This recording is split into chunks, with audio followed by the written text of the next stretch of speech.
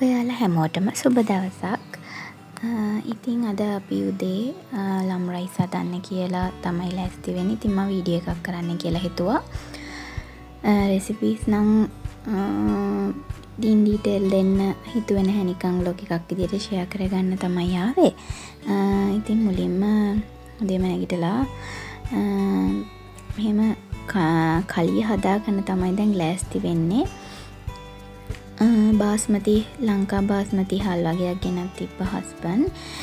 ඒ ටික නිසා තමයි මේ වගේම කෙසෙල් කුලේ දාලා බත් කන්නත් ලොකු ආසාවක් තිබ්බා. ගෙවල් තියෙනවට කොහෙවත් මේ අපේ ගෙදර තියෙන එතනම පොඩි ඉඩක හැම හතර වටේම ගෙවල් තියෙන්නේ. ඉතින් කේල් ගහක් නැහැ. හස්බන්ඩ්ගේ අක්කා ගෙනත් දුන්නා කොළ වගේක් තවලා. ඉතින් ඒක නිසා තමයි ලම් රයිස් හදන්න ඕනේ කියලා හිතුනේ. ඉතින් උදේම කලියට ඕනේ දේවල් ටික මෙහෙම කපා ගත්තා. වම්බට්ටු ටිකක් ලොකුවට තමයි කපා ගත්තේ. පණුව ඉන්න කොටස් උත්තා කපලා අයින් කරගත්තා. ඒ වගේම අලු කෙසෙලුත් කොටුවට කපලා මේ විදිහට මම තෙලේ පැදගත්තා.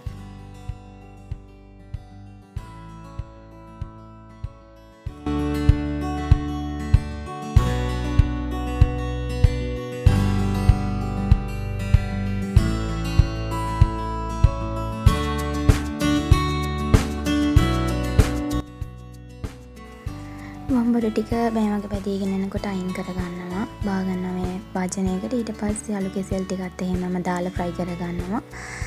මේකට තව අපිට දාගන්න පුළුවන් කඩල. එතකොට අලත් කොටුවට කපලා මෙහෙම දාගන්න පුළුවන් කලියට. මම අපි නම් මේ දෙක විතරයි පාවිච්චි කරේ.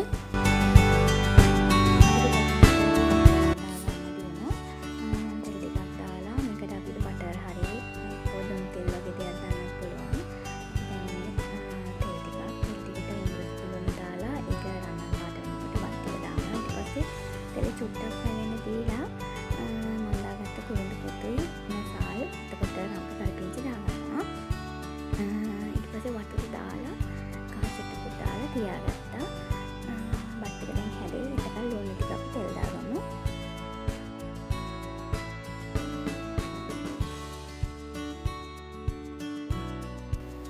ලුණු ටික තෙල් දානකොටම මම අනිත් පැත්ත ලිපෙනුත් තියාගත්තා. මේ කලිය හදන්න කිරි ටික ලිපට දාලා කුරුඳු පොතු 3-5 එතකොට කහ කුඩු මිරිස් කුඩු දාලා එනසල් ඒවත් දාලා පොඩ්ඩක් ඒක වතුර මේ කිරි ටික නටනකල් තියලා අපි අර බෙදගත්ත වම්බටු ටිකයි කෙසෙල් ටිකයි දාගන්නවා. ඊට පස්සේ තක්කාලි හැමක් දාලා හොඳට මිටි කිරි දාලා ඒක ඉදෙන්න ඊට පස්සේ ඔන්න දැන් ඉතින් තියෙන්නේ කෙසෙල් කොලේට බත් ටික දාලා ඔතා ගන්න.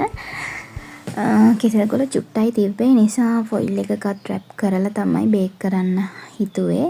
අපි බිත්තරේකුත් අමතරව තම්බලා වැදලා ගත්තා. මොකද ප්‍රෝටීන් මුකුත් තිබෙන්නේ නැති නිසාද කෑමකට. ඊට පස්සේ ඉතින් මෙහෙම කෙසෙල් කොලේ ඔතලා ෆොයිල් එකෙන් රැප් කරලා බේක් කරගත්ත විනාඩි 15ක් විතර. ඊට පස්සේ ඉතින් අපි කෑවා. රසට තිබුණා.